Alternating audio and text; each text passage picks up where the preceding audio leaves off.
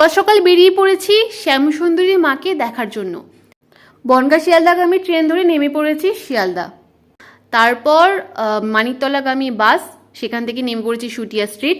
তারপরে দিই Calcutta homeopathy college থেকে একটু 2 মিনিটে হাঁটা পথেই মায়ের বাড়ির গলি, এবং সেখান থেকেই একটি পিঙ্ক রঙের বাড়ির পাশেই গলি থেকেই মায়ের মন্দির।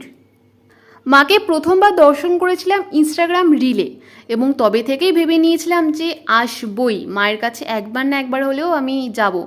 এবং আমি যেহেতু একটু আগে এসেছিলাম, তার জন্য আমাকে অনেকটা বসে থাকতে হয়েছিল, এবং তারপরে আমি বাবা ভৈরবনাথকেও দর্শন করে নিলাম।